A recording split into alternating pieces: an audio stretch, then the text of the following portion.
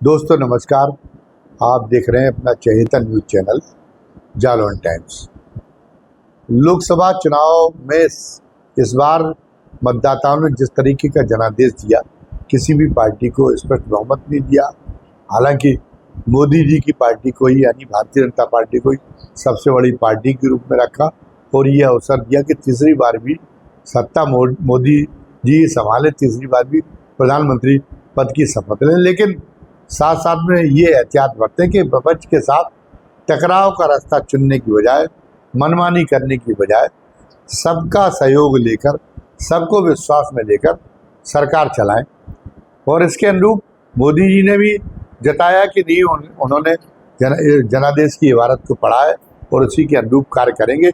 जब उन्होंने कहा कि सरकारें तो बहुमत से बनाई जाती, लेकिन देश सर्वानुमति से चलता है, तो सर्वसम्मति से चलता है, तो लोगों को भी बड़ी खुशी हुई कि नहीं, इस बार मोदी जी अपनी कार्यशैली में परिवर्तन करेंगे और जब सब लोग मिलके काम करेंगे, जब सबको विश्वास में लेके काम करेंगे, तो काम और ज़्यादा बेहतर होगा, इस आशा में थी। लेकिन जो पहला फैसला था सरकार को, जो पहला काम करना था, वो था लोकसभा अध्यक्ष के चुनाव का। तो लोकसभा अध्यक्ष के चुनाव में ही उन्होंने दिखा दिया कि वो अपनी उस जो मनमाने की मानसिकता है, वो उससे उभरे नहीं। और जब उन्होंने ओम बिरला, जिनका पिछला कार्यकाल बहुत विवादास्पद रहा और पद की गरिमा के अनुरूप कार्य न करने का उन पर आरोप लगता रहा, उन पर जो है सवाल उठते रहे, तो उन्हीं ओम बिरला को उन्होंने फिर जो है लोकसभा अध्यक्ष चुनवा दिया।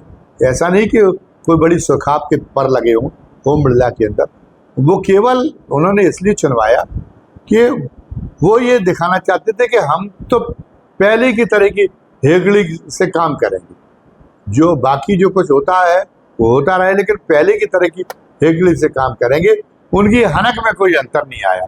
तो ये जो अहम है, वो इनका अहम उतना प्रबल है कि इस जनादेश के बावजूद भी उस अहम में कोई बदलाव हुआ हो, उस अहम को उन्होंने पीछे किया हो और एक नए तरीके से काम करने की सोची हो, वो उनके अंदर वो उनकी मानसिकता में बदलाव नहीं हो पाया और ओम बिरला को उन्होंने बना दिया। विपक्ष ने उनके खिलाफ उम्मीदवार खड़ा किया, जो सबसे ज़्यादा सीनियर मोस्ट थे, सुरेश प्रभु, और दलित समाज से भी आते थे, कांग्रेस के, तो उनको उम्मीदवार बनाया इंडिया गठबंधन ने। लेकिन उम्मीदवार केवल औपचारिकता के लिए बनाया कि आप हमको डिप्टी स्पीकर का भी पद नहीं दे रहे, जो परंपरा अनुसार मिलना चाहिए। आप स्पीकर के मामले में भी आप हमको विश्वास में नहीं ले रहे, तो हमें आपका सर्वसम्मति से स्पीकर नहीं होने देंगे। और ये जो है देश के संसदीय, जो आधुनिक संसदीय इतिहास है, उसमें पहली बार होगा। तो आपको थोड़ी सी कचोट महसूस होगी, तो आप फिर उसके बाद में आप ये सोचेंगे कि नहीं, हम जो है अनावश्यक रूप से टकराव का मोर्चा न खोलें। तो उस भावना से सुरेश प्रभु को खड़ा किया था। और जब ध्वनिमत से ये हुआ कि ध्वनिमत से नहीं, वही जो ओम बिरला ही अध्यक्ष चुने जा रहे, तो विपक्ष ने कोई प्रतिरोध नहीं किया और मान लिया उनका, कोई मत विभाजन की मांग नहीं की।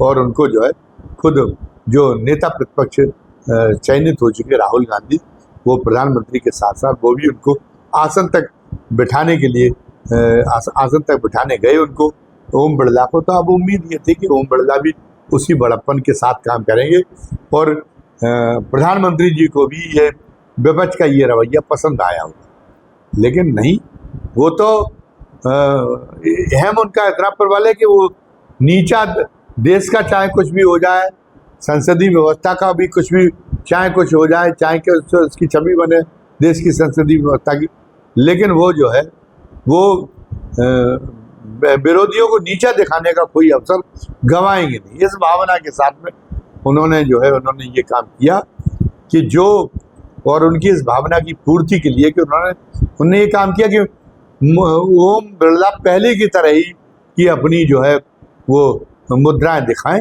जिनमें टकराव होता था, जिनमें मनमानी परिलक्षित होती थी। तो वो मोदी जी की अपेक्षाओं का निर्वाह करने के लिए उन्होंने उनको जो बेतुकी था, कोई जिसकी संगति नहीं थी, कोई जो है रेलिवेंसी नहीं थी, उसको जो है उसका आपातकाल का एक मुद्दा एक उठा दिया। खुद लोकसभा अध्यक्ष को राजनीति में नहीं पड़ता तो उनको नहीं कहना चाहिए था, इनको संसदीय कार्य मंत्री कहते तब भी एक बात थी। लेकिन खुद ओम बिरला ने भी इस बात को कह दिया कि नहीं, ओम बिरला ने भी वहीं से शुरुआत की कि नहीं, उसकी आज का दिन तो उसका जो है आपातकाल आज ही के दिन लागू हुआ था, तो आज के दिन और आज उस काले दिन को स्मरण करने की आवश्यकता है और जिस सरकार ने जो था उसका निंदा करने की आवश्यकता है।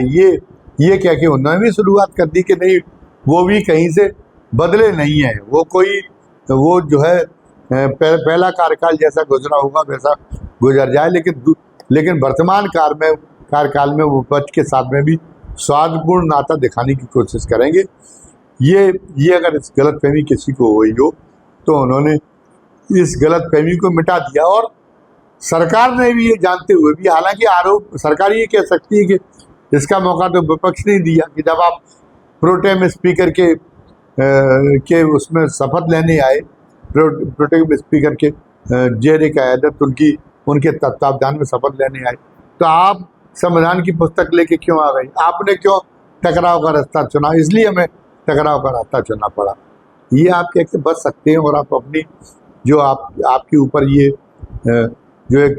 तहमत जा रही है कि नहीं आपने टकराव का रास्ता नहीं बदला, उसका आप निवारण कर सकते थे, लेकिन आपने उन्हीं तिथियों को क्यों रखा? शपथ ग्रहण सत्र की आपने उन्हीं तिथियों को क्यों रखा जब आपातकाल से जो जुड़ी हुई तिथियां हैं? तो पहले ही दिन से इसका मतलब ये था कि विपक्ष ने तो बाद में ये किया, पहले दिन से आप मन बनाए हुए थे कि नहीं, अगर विपक्ष को ये गलतफहमी हो हम बदल गए तो हम बदल नहीं जाएंगे इससे। हालांकि उनकी इस भावना से, उनके तौर तरीके से कोई देश हित होने वाला नहीं था, देश के साथ, राष्ट्र हित के साथ तो खिलवाड़ होने वाला था, लेकिन हमारी नाक तो राष्ट्र से ऊंची है। मोदी जी तो ये जताने में कसर बाकी रखते नहीं, तो उन्होंने इसी कसर के तहत ये काम किया। चलिए ठीक है कि फिर वो एक आपातकाल के खिलाफ प्रस्ताव पेश हो गया और उस प्रस्ताव निंदा प्रस्ताव भी पारित हो गया, सब कुछ चल गया। लेकिन इसके बाद में फिर जो है थोड़ा सा उनको एक हंसमुख स्वभाव अपनाना चाहिए था इनको, ओम बिरला को। लेकिन उन्होंने क्या काम किया कि जब उनका शशि थरूर के मामले में, शशि थरूर ने जिस जंग से शपथ ली और संविधान को का मुद्दा उठाते हुए शपथ ली, तो आपने बिल्कुल उनकी टोका-टाकी कर दी। हालांकि कोई औचित्य नहीं था इस बात का कि भले ही उन्होंने सरकार पर निशाना लगाने के लिए ऐसा किया हो, लेकिन आप उसको इग्नोर करते बात खत्म हो जाती। लेकिन आपने शशि थरूर को नहीं, ये जो है ये नहीं चलेगा, ये जंग कह दी। और जब दीपेंद्र हुड्डा ने जब आपत्ति जताई तो उनका जो इतना रूक्ष, इतना रूखा, अभद्रता की सीमा तक उनका रवैया था, जब उन्होंने कहा कि नहीं मैं बात में हमें जो है सलाह देने की कोशिश न करें, हमें आपत्ति करने की कोशिश करें और बैठ जाओ। ये जो उनका कहने का अंदाज था, ये कहने का अंदाज बहुत ही अभद्र था। उस समय कोई विपक्ष ने उस ढंग से उस बात को पी लिया, उस अपमान के उस घूंट को पी लिया, वरना वहीं पर एक अशोभनीय स्थिति पैदा हो जाती, वहीं टकराव की स्थिति पैदा हो जाती। लेकिन ओम बिरला ने ये जता दिया कि लोकसभा अध्यक्ष के दायित्व का निर्वहन करने के लिए जिस तरीके की सलीके की जरूरत है, वो सलीका उनके अंदर बिल्कुल भी नहीं। हालांकि राज्यसभा के उपसभापति हैं जो कि मतलब वो भी जो है एक तरफा है, जगदीप धनखड़, और वो लेकिन जगदीप धनखड़ जो है विपक्ष की बात को, तो विपक्ष की कोई मांग को पूरी नहीं होने देते और विपक्ष की हर अनुरोध को ठुकरा देते। लेकिन जगदीप धनखड़ की और ओम बिरला की शैली में अंतर है।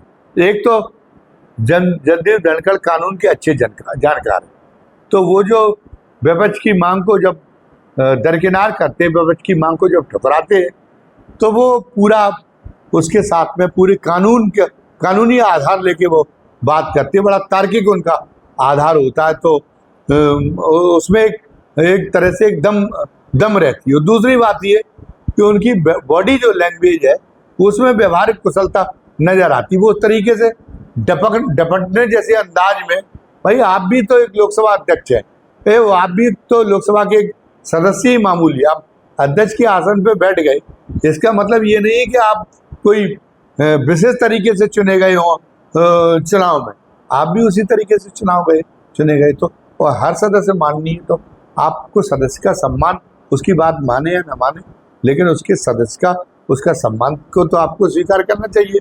लेकिन वो सलीका नहीं है, जबकि जगदीप धनखड़ के अंदर सलीका है। उन्होंने संजय सिंह को निष्कासित बाद में किया, आम आदमी पार्टी के राज्यसभा सदस्य जो थे संजय सिंह, लेकिन पहले संजय सिंह जब उनको बहुत परेशानी खड़ी करते थे, तो संजय सिंह को जब वो एक बार सदन में प्रवेश करे तो उनका हाथ पकड़ के लाए, उनको समझाते रहे, वो पूरी बात आई। एक गार्जियन के रूप में काम करता है हर सदन का सभापति, चाहे वो लोकसभा अध्यक्ष हो और चाहे वो राज्यसभा का उपसभापति हो। तो उन्होंने उसका निर्वाह किया जो ओम बिरला नहीं करते। और फिर बाद में भी जब उनकी तनातनी में कोई असर नहीं आया संजय सिंह की ओर से, तो उन्होंने संजय सिंह को निष्कासित कर दिया। वो एक दूसरी बात। इसी तरह से राघव चड्ढा के मामले में राघव चड्ढा को उन्होंने लंबे समय तक निलंबित कर दिया, निष्कासित कर दिया। लेकिन जब राघव चड्ढा ने ये सुप्रीम कोर्ट में गए, सुप्रीम कोर्ट ने कहा कि आप उनके साथ में खेद व्यक्त करें तो राज्यसभा के उपसभापति के सामने, और जब उन्होंने उपसभापति के सामने खेद व्यक्त किया तो जगदीप धनखड़ ने फिर बड़प्पन का परिचय दिया और जगदीप धनखड़ ने उनको माफ कर दिया और फिर उनको जो है उनका जो को त्यों बहाल कर दिया। तो ये अंतर है लोकसभा ओम बिरला में और जगदीप धनखड़ में। दोनों ही एक तरफा है, दोनों ही में न कोई पीए संगमा है, न कोई जो है बालयोगी है, और ना ही कोई जो सोमनाथ चटर्जी है। उस ऊंचाई तक तो नहीं पहुंच पाए, लेकिन फिर भी ये है कि उन जो जिस ढंग से वो उसकी एक भूमिका होनी चाहिए सदन के सभापति की, उस भूमिका के मामले में बहुत ज़्यादा आलोचना नहीं की जा सकती जगदीप धनखड़ की। लेकिन वो जो है वो तो पूरी की पूरी संसदीय व्यवस्था पर जो ओम बिरला का रवैया है वो पूरी की पूरी संसदीय व्यवस्था के लिए बहुत आपत्तिजनक है और एक बहुत ही नजीर, एक बहुत ही गलत एक उदाहरण पेश करने की वाली व्यवस्था। और भारत की जो संसदीय प्रणाली है वो एक तरीके से अगर ये कहा जाए तो भी अन्यथा नहीं होगा कि वो ओम बिरला का रवैया उसको कलंकित करने वाला। तो एक तो बात ये हुई कि वो जो ये हम उम्मीद पाले बैठे थे कि अब काम अभी भी होंगे, राष्ट्र हित में और ज़्यादा बेहतर तरीके से काम होंगे और सरकार टकराव का रास्ता नहीं अपनाएगी। लेकिन ओम बिरला का फिर से लोकसभा अध्यक्ष चुना जाना, वो किसी और को भी, पुरंदरी देवी की चर्चा हो रही थी और तमाम लोग थे, उनमें से किसी को भी चुन सकते थे। लेकिन उन्होंने कहा कि हम ऐसी को चुनेंगे जो विपक्ष को हमारी स्वामी भक्ति में लगातार विपक्ष को बेइज्जत करता रहे, भले ही इससे हमारी छवि, हमारी संसदीय व्यवस्था की छवि कुछ भी बने, ये उतारू। दूसरी बात, एक बात ये कही जा रही थी कि नहीं, अब जो है संघ ने जब लोकसभा चुनाव के परिणाम आए तो जो मोहन भागवत ने नागपुर में संघ के जो नवांकुर थे उनको उनके प्रशिक्षण सत्र का समापन करते हुए जो भाषण देके जो चेताया मोदी जी को, मोदी जी उससे भी थोड़े से सहमेंगे, मोदी जी उससे भी जो अपनी जो फासिस्ट रवैये उसका संवरण करेंगे और अब उसके कारण उनका साहस ये नहीं रह जाएगा कि मनमाने तरीके से वो पार्टी में और अन्य जगह पे नियुक्तियां करें। तो अब जो है वो लोकसभा अध्यक्ष का चुनाव है वो संघ के मशवरे के आधार पे होगा और एक जो है एक बड़प्पन जिसमें बड़प्पन की क्षमता है वही आदमी लोकसभा अध्यक्ष बनेगा। लेकिन ओम बिरला के बनने से ये साबित हो गया कि नहीं, संघ जो है का नियंत्रण पुनः बहाल हो गया भारतीय जनता पार्टी पे। ऐसी जो उम्मीद कर रहे थे वो मुगालते में थे और उन्हें अपना मुगालता दूर कर लेना चाहिए। कोई संघ का प्रभाव मानने के लिए, संघ का हस्तक्षेप मानने की मानसिकता में अभी भी मोदी जी नहीं है, जबकि उनको अकेले दम पे बहुमत नहीं मिला। तो उससे एक और ये जो आशा जगी थी कि अब जो अध्यक्ष बनेगा वो जेपी नड्डा की तरह मोदी जी का रबर स्टैंप नहीं होगा। अब जो है संघ का मशवरा उसमें मानना पड़ेगा मोदी जी को, और अध्यक्ष ऐसा बनेगा जो मोदी जी की मनमानियों पर उनको टोक सके। लेकिन ये जो हुआ है और संघ कुछ नहीं कर पाया, संघ निरुपाय हो गया, इससे साबित हो गया कि नहीं, वो उसी तरीके से दास मानसिकता का अध्यक्ष फिर बनेगा जैसे जेपी नड्डा थे। कोई स्वतंत्र सोच विचार का, अपने कद का, अपनी छवि का कोई व्यक्ति, कोई भारतीय जनता पार्टी का नेता वो जो है मोदी जी नहीं बनने देंगे पार्टी का राष्ट्रीय अध्यक्ष, और इसमें संघ कुछ नहीं कर पाएगा। तो ये उन्होंने जो है ये इस गलतफहमी को फिर दूर कर देने का काम अब ये ओम बिरला के एक उदाहरण से हो गया है। लेकिन कुल मिला के ये परंपरा एक अच्छी नहीं है। व्यक्ति तो नश्वर होता है और नेता तो व्यक्ति होता है, नश्वर होता है, उसके साथ वो एक दिन समाप्त हो जाता है कुछ समय में बात। लेकिन संस्थाएं जो है वो दीर्घ काल तक काम करती हैं और किसी समाज की, किसी व्यवस्था की छवि तब उज्जवल रहती है जब संस्थाएं बहुत गरिमापूर्ण हो, बहुत निष्पक्षपूर्ण हो और बहुत स्वायत्त हो, और वो संस्थाएं को उसमें, उस देश में, उस समाज में लगातार मजबूत होते रहने का काम चलता रहे। लेकिन अभी तो ये आवाज़ नहीं होता जा रहा, अभी तो ये आवाज़ नहीं हो रहा है। अभी तो बहुत ही दुराशाएं लोगों के मन में जन्म रही हैं। तो क्या हश्र होगा ऐसी स्थितियों का। मोदी जी ने अभी और कंटिन्यू किया। अभी तो पार्टी के लोग कह रहे हैं कि नहीं, 24 में नहीं, 29 के बाद भी मोदी जी कंटिन्यू करेंगे और मोदी जी को फिर कंटिन्यू करने का अवसर मिलता है। तो जो अभी जो 10 वर्षों में तो बहुत कुछ सत्यानाश हुआ ही है। आगामी 10 वर्षों में पतन के किस गर्त तक देश और देश की संसदीय व्यवस्था और अन्य व्यवस्थाएं पहुंच जाएंगी, इसका अनुमान करके एक सिहरन होने लगती है। इसलिए लोगों को इस पर विचार जरूर करना चाहिए। ये अभी जो अभी आप ये वीडियो हमारा सुन रहे हैं, अब हमारा कहना ये है कि हम यहाँ वीडियो ख़त्म कर रहे हैं। अब हम ये चाहते हैं कि इस वीडियो के बारे में आपकी जो राय हो और जो मुद्दे हमने उठाए हैं उसके बारे में आपकी सुझाव, आपके जो सुझाव हो वो कमेंट बॉक्स में लिखें, कमेंट बॉक्स में ज़रूर लिखें। साथ ही हमारे जो नए दर्शक हैं जिन्होंने आज पहली बार हमारा वीडियो देखा है और उसके बाद में उनके अंदर उत्सुकता जागृत हुई है कि वो आइंदा भी हमारे उनको वीडियो देखने को मिले, तो उनसे हमारा निवेदन ये है कि हमारे वो वीडियो को सब्सक्राइब करें, लाइक करें और बेल आइकॉन दबाएं, ताकि जो भी नया वीडियो हम डालें उसका नोटिफिकेशन आपको तत्काल मिल जाया करे। तो आप हर जो नया वीडियो हम डालने वाले हैं वो नया वीडियो आपको देखने को मिले, ये आपकी मनसा पूरी हो जाया करे। ये गुजारिश, ये निवेदन है कि आप इसको, हमारे इस अनुरोध को स्वीकार करें। और इसी के साथ आज का ये वीडियो खत्म करते हैं। जय हिंद, जय भारत।